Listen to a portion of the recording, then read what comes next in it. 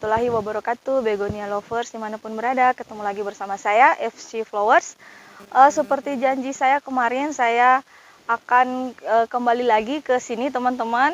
Kalau yang mengikuti video saya, agak nggak asing kan dengan tempat ini. Tempat yang punya begonia raksasa, begonia tapak dewa raksasa kemarin itu loh teman-teman. Kali ini saya mau membagikan lebih lengkap bagaimana ilmu perawatan, dan ada banyak ID baru di sini teman-teman yang masih asing bagi kita ya. Jadi saksikan terus, ikuti terus. Saya akan membagikan tips perawatan ala Kabupaten Bandung teman-teman. Ini tepatnya di Kabupaten Bandung, Desa Cihideng, Kecamatan Parongpong teman-teman. Kalau yang Begonia Lovers yang sudah pernah ke sini, tapi pasti belum pernah ke sini karena ini adalah tempat pusat pembibitan begonia di Bandung, yaitu tempat memperbanyak teman-teman. Bisa teman-teman lihat di samping sebelah kiri saya. Nah, ini ada metode semai daunnya. Nah, oke teman-teman, sebelum lanjut, sambil teman-teman cuci mata, akan saya sajikan pemandangan kebun begonia teman-teman ya. Sambil teman-teman menyaksikan, jangan lupa klik subscribe, like, comment, and share. Check it out.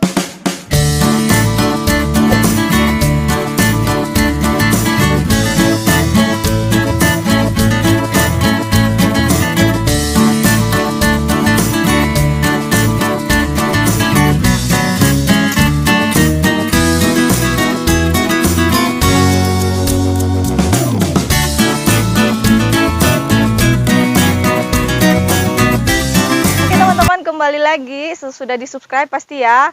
Kali ini saya ditemanin oleh AA Yokma ya. AA Yokma, kalau yang pada gabung di grup Begonia Lovers udah nggak asing kayaknya ya teman-teman. Nah, kita akan tanya-tanya nih Bang ya. Boleh. Kan Begonia Lovers tuh suka ngeluh,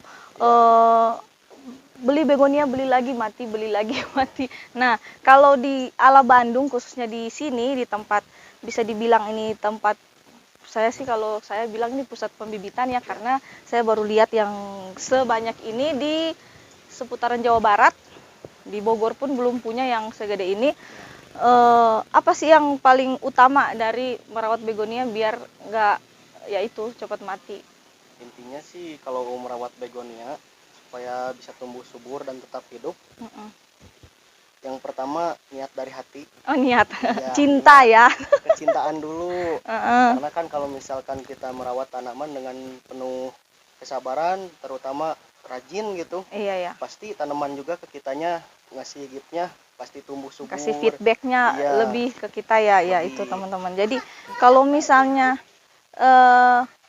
ini nih, kita mulai dari media tanam. Kalau Ya. di sini pakai media tanam apa, Bang? Kalau kita di sini media tanam pakai campuran sekam ya. Sekam mentah. Sekam mentah. Ini yang difermentasi atau Iya, yang harus difermentasi ya teman-teman.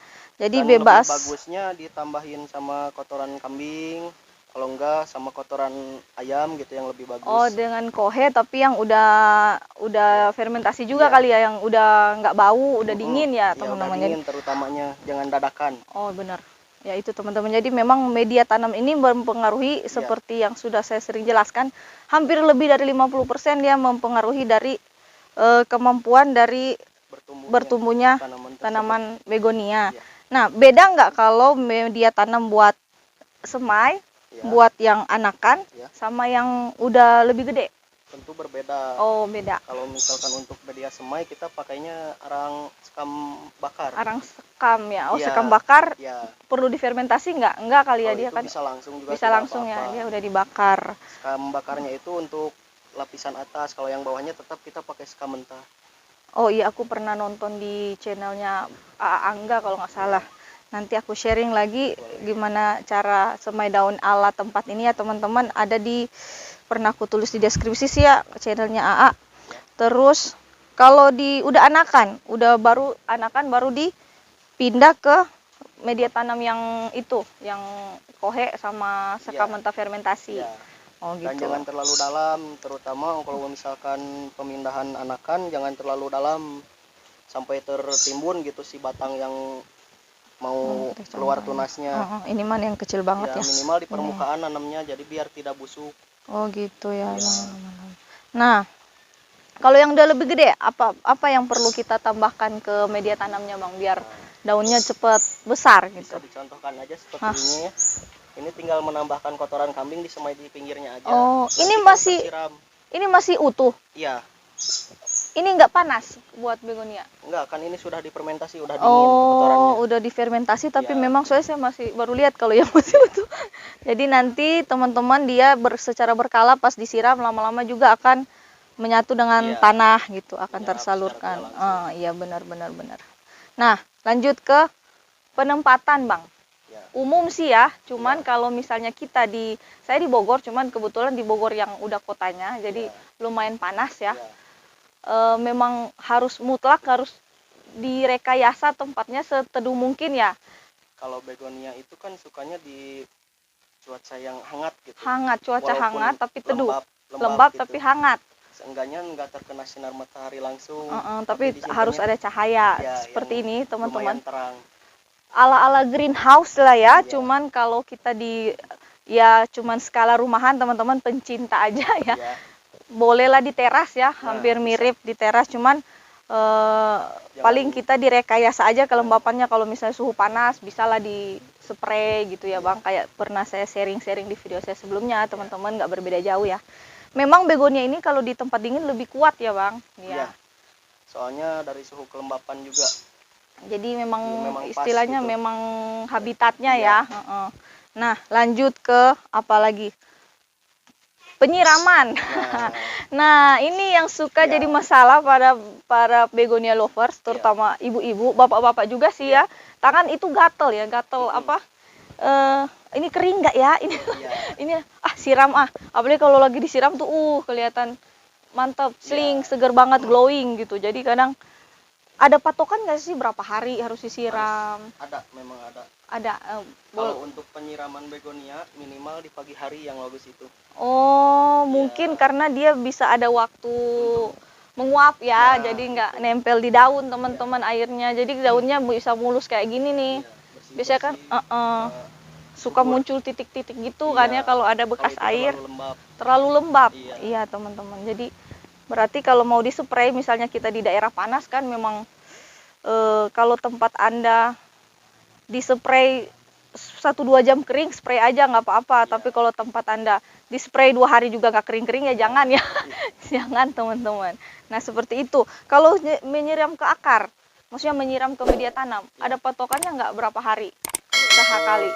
Semisal 2 hari sekali saja. 2 hari sekali, tapi nggak sampai apa? Istilahnya sampai ngocor, nggak sampai keluar lagi ke lubang. Kayak gitu. Nggak busuk itu Bang? Jadi kan tahan nanti 2 hari kemudian lagi. Tapi itu nggak busuk kalau 2 hari, nggak kecepetan? Enggak. Soalnya kadang aku juga sampai lewat seminggu karena aku takut busuk. Soalnya kan harus media yang poros. Kalau sekam kan emang poros, jadi 2 hari sekali itu udah pas gitu. Jadi kembali juga ke media tanam teman-teman. Kalau di tempat ini ilmu petani lokal di sini dia menggunakan sekam sama sedikit kohe. Jadi dia memang poros banget sih kalau sekam ini teman-teman, kita siram sedikit aja sudah ngocor ya. Terutama kan kalau yang udah difermentasi. Iya, jadi dia poros, aerasinya sangat baik teman-teman. Jadi 2 atau 3 hari sekali tuh bisa teman-teman. Jadi kalau tipsnya berarti kalau yang tangannya gatal sering nyiram, mendingan cocok sama media ini ya, media tanam seperti ini. 2 hari sekali lah. Kalau yang pakai tanah kan agak ribet tuh, paling agak lebih lama. Itu untuk di daerah panas, kalau untuk tanah lebih cocok. Terus biar nggak capek nyiram, ntar menyiram ya, bisa semingguan. Juga bisa. Jadi kesimpulannya sebenarnya begonia ini bisa ya dengan berbagai macam media. Bisa. Tinggal kita atur ke porosnya. Sama ke penyiramannya ya. Oke gitu ya teman-teman. Apalagi terakhir teman-teman sebelum kita nengok ke media ke semai sama ke dalam ya teman-teman. Pemupukan. Kalau di sini pakai pupuk apa kalau boleh tahu, selain pupuk kandang pakai pupuk kimia nggak? Kan ada mitos tuh bilang begonia nggak bisa pakai pupuk kimia. Nah, Jadi kalau untuk begonia sebaiknya kalau misalkan kita mau pakai pupuk kimia, ya pakai kisaran seminggu sekali kan. Sekali. Ya seperti fungisida atau yang lainnya banyak kan di toko-toko, takarannya pun sama. Jadi dia nggak anti kimia ya, Iya, bisa ya. masih bisa. Oh, Tapi biar kalau kita mau murni dari organik, tanam, dari organik bisa lebih bagus justru. lebih bagus justru Iya. ya. Kalau dikombinasikan, misalnya minggu ini organik, Iya, minggu depannya kimia, bisa. NPK misalnya Iya. 16 bisa itu Iya, ya. bisa. Yang penting jangan berlebihan ya teman-teman, sesuai dosisnya takaran. aja. Kalau yang gede agak banyak mungkin, yang kecil-kecil gini sedikit kali setengah gelas cukup deh ya. Nah, kalau fungisida misalnya Bang, anti jamur ya. Iya. Kan dia karena dia suka lembab tinggi jadi emang agak rentan jamuran ya. Iya. Itu berapa sebaiknya kita biarpun dia belum terkena jamur, sebaiknya berapa kali? Kalau lebih bagusnya seminggu sekali. Rutin ya. Dirutinkan. Biarpun dia belum kena jamur, jadi Iya. lebih ke pencegahan ya, Iya. teman-teman. Oke, sekarang saya mau ke tempat semainya. Nih, teman-teman pasti jarang ya melihat yang tempat semai. Maaf ya Bang, saya turun. Nah, kalau beberapa tahun, 1 tahun belakangan kita tahunya yang ID lengkap itu cuma di bagian Sumatera sana kan. Iya. Tapi ini kira-kira udah berapa lama Bang dikembangkan ini?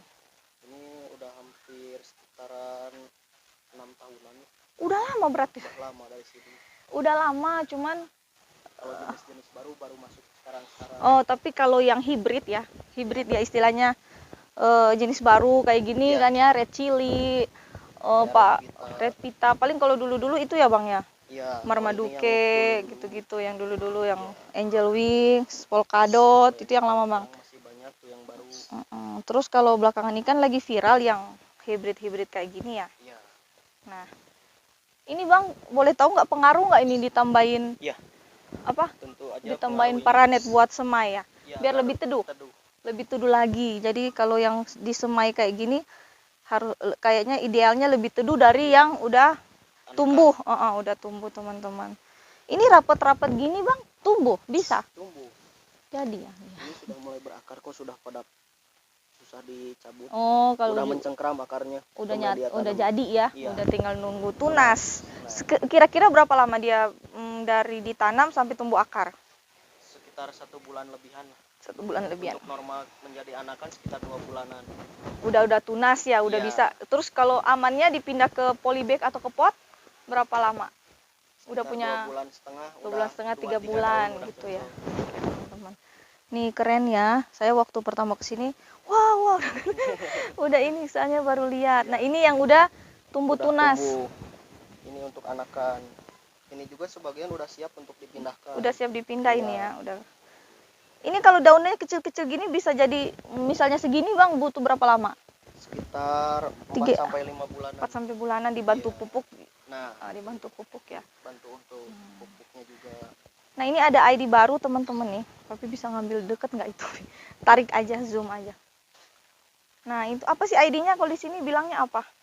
Kalau ID-nya sih belum ketemu juga sih. Belum ketemu ID-nya ya. Saya pertama kali lihat ini di posting di grup sama orang petani beras tagi ya. Iya, emang ini dari sana. Karena iya ya, ngambil dari sana. Ini ngambil dari sana.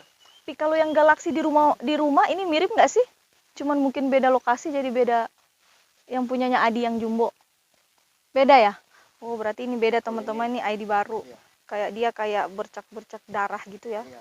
Bagus sih. Warna merah putih. Nah, oke teman-teman. Makasih ya Aa ya. Jadi teman-teman di sini, nah ini ada ID baru juga, Pi. Ini lumayan baru ini kalau saya bilangnya awas red matahari. Nah, satu lagi Bang, ketinggalan. Ada tips nggak? Kalau kita di daerah panas tuh susah keluar susah keluar warnanya. Kadang kalau kayak itu tuh cuman jadi kayak yang di bawah, semuanya full dari daun atas sampai daun bawah tuh paling jadinya kayak gitu tuh, nggak bisa keluar merahnya. Kalau untuk warna sendiri sih paling kalau skala rumahan ya lebih baik pakai air bekas cucian beras. Itu buat warna ya? Iya. Pengaruh ke pupuknya kali ya? Iya, ditambah untuk pupuk juga. Tuh kan Bitur kan mau Lahan kan cuma sedikit gitu, enggak, terjangkau sama kita, jadi bisa cukup gitu. untuk air beras ya. Ya kalau kebun gini kan udah besar gini, banyak bunganya, kalau pakai air beras kan nggak mungkin satu-satu juga kan. Nah paling kalau misalkan mau tumbuh warna di perkebunan gini, itu pengaruh dari obat juga. Pupuk ya. Iya, pupuknya. Jadi pupuknya agak lebih intens dibanding yang di memang habitatnya tempat dingin, dataran tinggi istilahnya teman-teman. Saya kan di dataran yang di Bogor tapi bukan di puncak, di dataran sedang ke bawah lah ya. Jadi emang ada beberapa yang kasihan amat kalau yang ini memang jadi silver full loh. Kalau ini kan masih adalah merah-merahnya ya. Ya itu teman-teman, nanti akan saya sharing di video beda ya. Bagaimana tips kita, cara intens pemupukannya itu seperti apa, aturannya seperti apa. Nanti saya bikin penelitian. Oke, ini cantik-cantik. Oke Bang, mau tanya juga, di sini dijual nggak atau cuman khusus pembibitan? Di sini kita emang menjual juga. Menjual juga, oke. Itu teman-teman, kabar baiknya kalau teman-teman mau membeli, mau skala besar atau eceran juga bisa ya paling, tapi beda di harga lah pasti. Kalau teman-teman mau ngambil banyak mungkin bisa lebih murah ya. Kalau untuk eceran, kalau anakan yang kayak tadi di depan itu berapaan Bang kira-kira? Itu kayak gini. Kisaran harga 20.000 sampai 60.000. Tergantung kita jenis. Oh, kalau yang 60.000 yang agak mahal tuh jenis apa kira-kira? Kalau untuk 60.000 jenis-jenis baru kayak Red Vita, Red Matahari, soalnya masih dalam tahap pengembangan juga. Benar. Lama dia ya, emang harus sabar. Seperti es krim. Kalau Pink Beauty sama 60 apa dia udah jadi sama kayak yang lain? Nih, untuk yang baru, anakan. Belum launching teman-teman. Pink Beauty belum launching. Yang anakannya. Tapak darah kalau nggak salah orang Brastagi bilang belum launching. Kalau untuk anakan paling yang jual apanya? Kalau yang Pink Beauty. Kalau remajaan udah mulai ada. Itu kisaran berapa Bang? Maaf. Kalau untuk harga belum matok juga sih. Belum matok ya? Belum launching. Ya. Segini teman-teman udah ada nih. Kan ya Bang, begonia lovers Jabodetabek itu sebenarnya lumayan banyak ya. Cuman terkendalanya di kita nggak tahu di mana jualnya. Jadi kebanyakan kita beli online. Kebanyakan tuh dari Brastagi, dari Lampung, sekitaran Sumatera, Kalimantan. Tapi kan berkendalanya di apa? Karena dia rentan kan. Nah, penanganannya itu ekstra Bang. Udah saya sendiri pribadi berkali-kali belajar, tapi tetap namanya dia dicabut ya, dikirim, tetap ada yang rontok pasti. Nah, kurang maksimal gitu, stres. Jadi alangkah baiknya kalau begonia kalau masih bisa dijangkau kita beli langsung. Makanya saya bikin video kemana-mana, teman-teman yang di Jabodetabek kesini nih lengkap ini ID-nya udah dijual. Kalau kemarin saya bikin videonya saya bilang belum dijual, soalnya AA-nya bilang belum dijual, tapi cuman yang apa kemarin dia bilang ada ID tertentu. Banyak yang enggak gitu. Kalau ini kan cuman yang beberapa yang enggak boleh gitu, yang belum ada, yang belum dikembang. Tapi sabar, tenang teman-teman. Paling 3-4 bulan ke depan udah bisa dijual semua teman-teman. Jadi daripada repot-repot kita beli online terus harga sih beda-beda tipis sih, nggak beda-beda jauh amat, sama sebanding lah sama kita mau nyungkup, mau sama tenaga, biaya, mental, sakit hati yang dikeluarkan ya teman-teman. Nggak kalau saya sih bilang nggak terlalu mahal di sini, standar ya, masih sama. Jadi mendingan kesini teman-teman. Yang bahkan ada yang orang Jabodetabek kan, kalau orang Jakarta sering atuh jalan-jalan ke Bandung kan sekalian singgah aja, yang main ke Lembang. Ini dekat loh teman-teman. Jadi nanti di deskripsi saya taruh alamat lengkapnya sama nomor telepon AA-nya. Kalau misalnya Bang mau borong ke sini tinggal Sherlock tuh. Nah, sekarang udah canggih kan, tinggal di Sherlock nggak bakalan nyasar. Oke. Nah, oke teman-teman, saya rasa udah lengkap ya ilmunya. Kita akan cuci mata ke dalam. Sambil cuci mata, jangan lupa ditekan subscribe-nya, ditekan loncengnya. Jadi teman-teman bisa menyaksikan video-video terbaru dari saya. Karena saya belum puas nih mau mengulik semua tentang begonia. Masih banyak ID-nya masih berkembang teman-teman. Ini keindahannya, begonia ini punya karakter yang kalau menurut saya bisa mencapai pasar internasional ya untuk kedepannya, tujuan kedepannya para. Jadi kita harus mendukung petani-petani lokal ya, petani lokal. Jadi menghargai hasil kita sendiri ya, karena begonia ini punya karakter yang nggak kalah, kalau menurut saya nggak kalah cantik, nggak kalah unik dengan monstera dan tanaman hias aglonema dan sebagainya teman. Cuman ya itu memang kalau pengiriman harus dikembangkan lagi caranya gimana biar bisa menjangkau lebih luas ya teman-teman para petaninya. Misalkan sampai muncul mutasi-mutasi baru. Nah iya, sekarang begonia udah mulai ada yang bermutasi teman-teman, karena ya namanya alam ya, dia punya cara tersendiri. Nah kalau dia udah bermutasi lebih banyak lagi ID-nya teman-teman. Ayo yang kolektor pasti kalau kolektor lihat ini bisa hilaf ya bisa hilaf belanja sama kayak saya. Oke teman-teman, kita mau ke dalam cuci mata sambil jajan begonia. Pokoknya kalau teman-teman mau borong ke sini aja langsung lengkap ini ID-nya. Bisa saya bilang lengkap, cuman kalau untuk jenis-jenis baru hanya butuh sedikit bersabar 3-4 bulan ke depan baru kita bisa koleksi ya teman-teman. Oke, terima kasih ya.